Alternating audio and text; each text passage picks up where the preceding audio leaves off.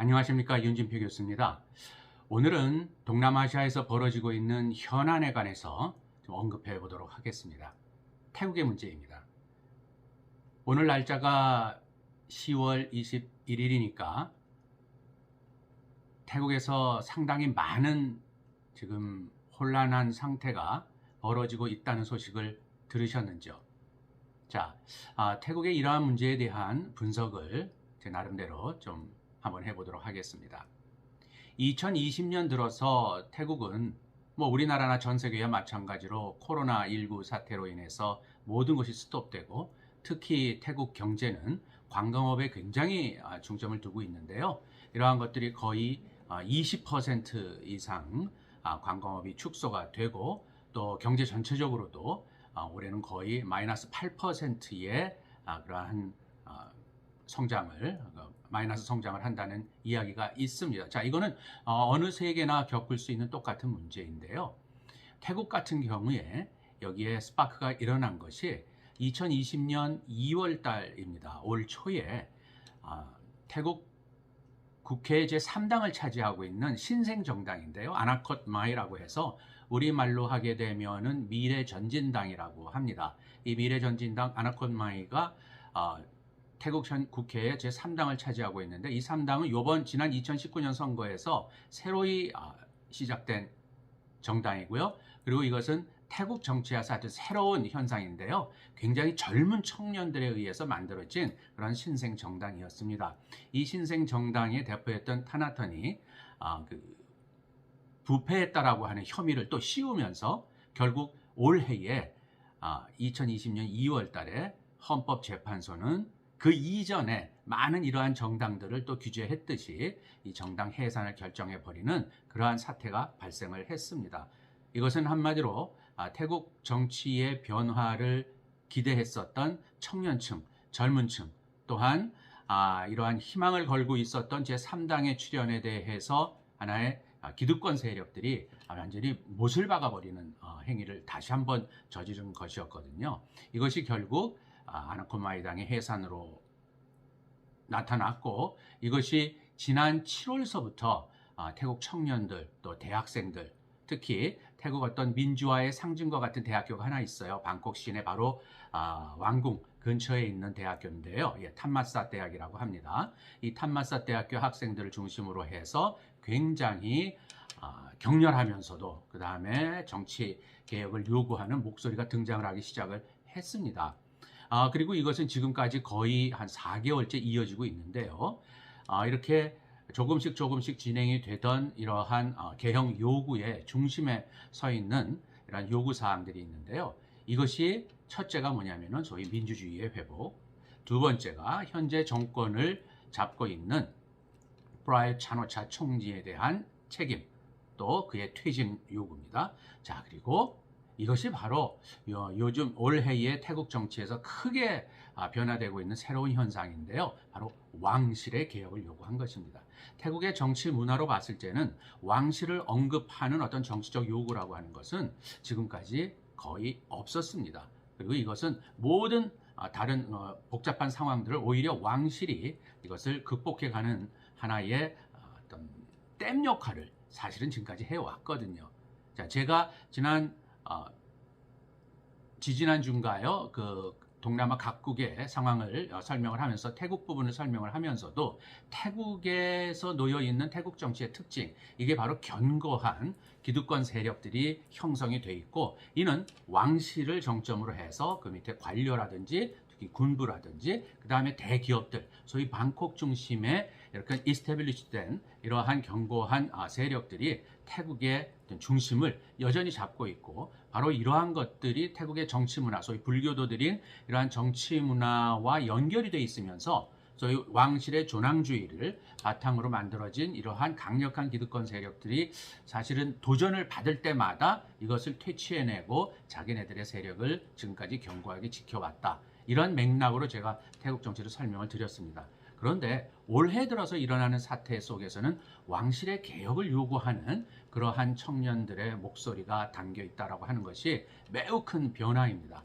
그러면 이러한 왕실의 변화를 왜 요구를 했는가라고 했을 적에 태국 정치의 지난 한 80여 년간의 세월을 보게 되면 1946년도에 즉위했다가 바로 2016년도에 70년간의 재위를 기록하다가 돌아가신 라마 9세 푸미폰 아둔야데 국왕이 계십니다. 그 국왕은 물론 왕실에 대한 전통적인 문화적인 존중이라든지 이러한 것이 배경이 돼 있습니다만은 그 개인적인 인기라든지 하는 것 또한 굉장히 높았던 국왕인 것만은 확실합니다. 거의 그야말로 모든 태국 국민들의 그런 아버지요, 또한 모든 태국 국민들이 다 같이 추앙을 하던 그러한 국왕이었는데요. 이 푸미폰 국왕이 재위하던 70년의 시간은 비록 태국의 정치에서 19번의 쿠데타가 일어날 정도로 굉장히 복잡한 상황들을 발생을 했지만 결국 중심축으로서 이러한 안정을 지켜왔던 것은 태국의 왕실, 특히 푸미폰 국왕의 존재였거든요. 이거는 우리가 조금 더 의심할 수가 없는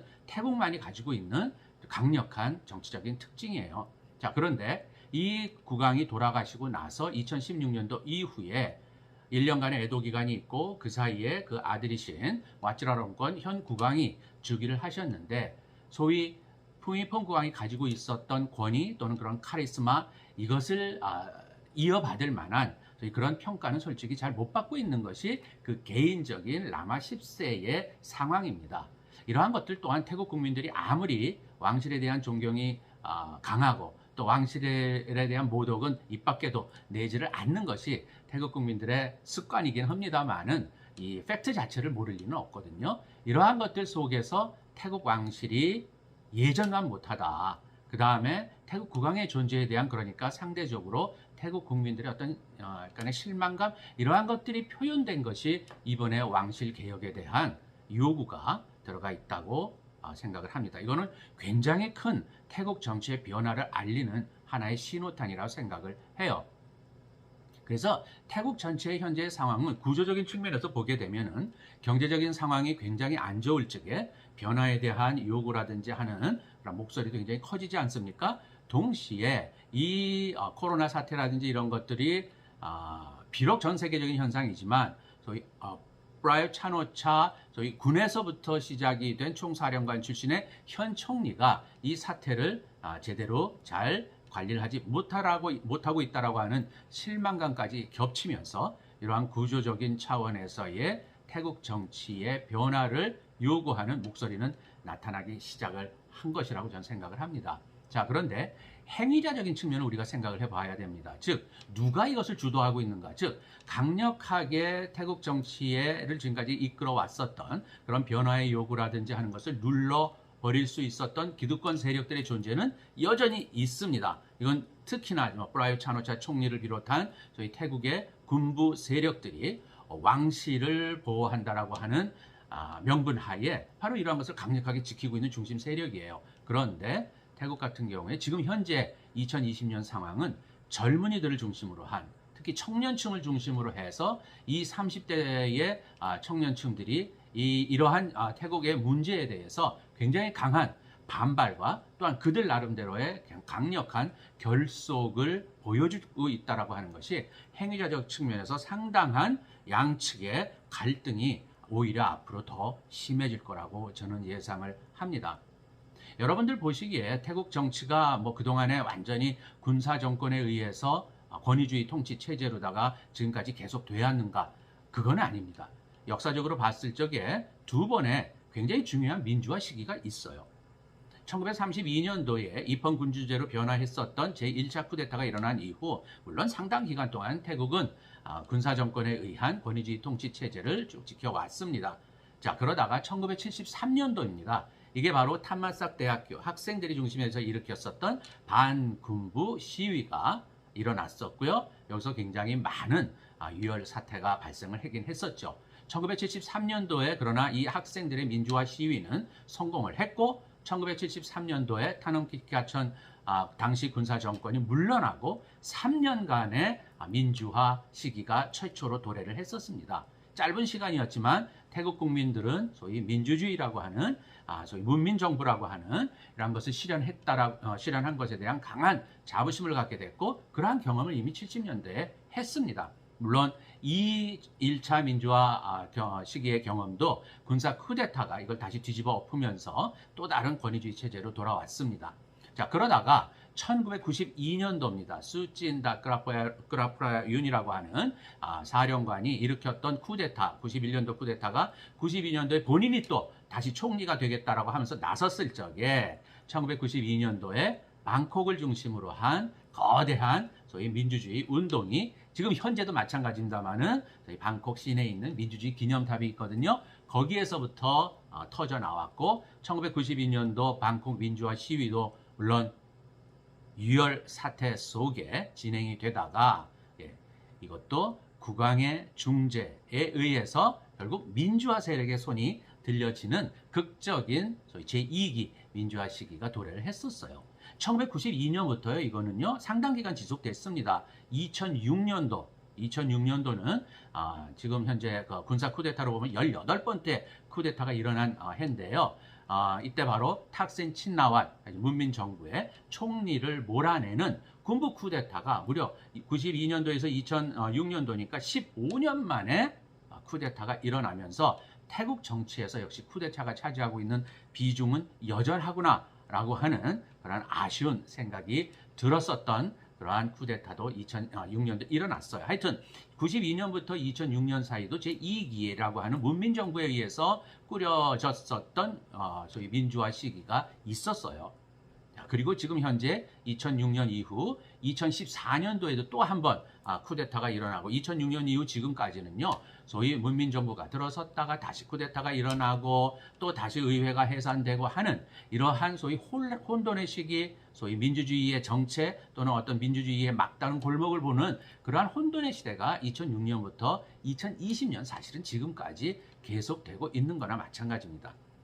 그리고 2014년도에 다시 쿠데타를 일으킨 현 총리인 프라유 차노차 당시 군사령관에 의한 군사정권이 5년간 지속이 되다가 작년도에 소위 모양뿐인 총선이 2017년도 자신들이 만들어 놓은 어떻게 보면 가장 반민주화된 비민주적인 헌법에 의해서 실시된 선거에 의해서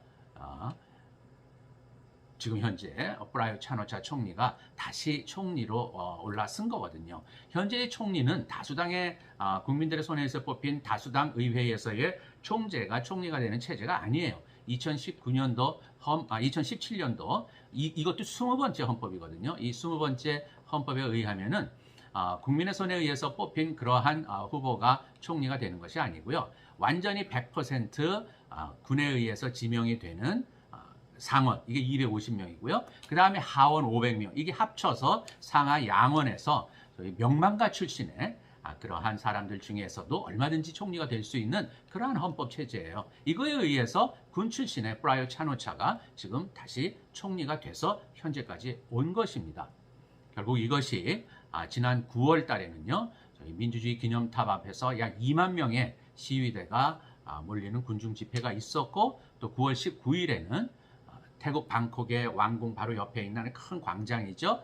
사남 루엉 광장에 약 3만 명이 집회를 하게 되고요. 이때 소위 청년 학생들을 중심으로 해서 많은 사람들이 이렇게 손을 들고 있는 이게 바로 이제 세 손가락 한거 표시에 그러한 격려를 하는 그러한 사진들이 많이 언론에 지금 나타나고 있습니다. 이것은 소위 민주주의의 실현, 차노차 총리의 퇴진, 그다음에 왕실의 개혁을 요구하는 세 손가락 운동이라고 이렇게 얘기를 합니다. 그러다가 이번 달 들어서 10월 14일 날 프라유 정부에 대한 강력한 이런 그 젊은 층 중심의 이런 집회가 더 발생을 하게 되고 결국에는 10월 15일 날 정부는 긴급명령을 발동을 하면서 5인 이상의 집회를 금지시키고 모든 언론이라든지 또는 온라인 메시지를 통해서도 저희 국가 안보에 영향을 미치는 그러한 보도는 하지 못하도록 이렇게 금지를 하는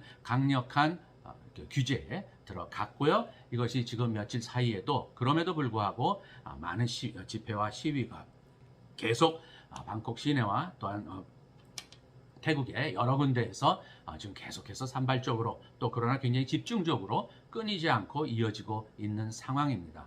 자, 이러한 여러 가지를 봤을 적에 저는 태국의 현재의 상황이 좀 심상치 않은 그러한 조류를 타고 있다 이렇게 판단을 합니다. 여러 가지 문제, 기득권 세력들이 갖고 있는 여러 가지 문제들 그 다음에 또한 새롭게 주장을 하고 있는 왕실의 소위 개혁의 문제들, 이것이 얽히면서 태국의 사태는 아마 이렇게 조용하게 또는 기존의 기득권 세력들이 생각을 했었던 방식으로 그렇게 억누른다고 해서 그대로 끝날 것 같지는 않은, 어떻게 보면은 좀 불안하면서도 좀 굉장히 조심스럽게 이 사태에 대해서 좀 염려하는 그러한 생각이 많이 듭니다.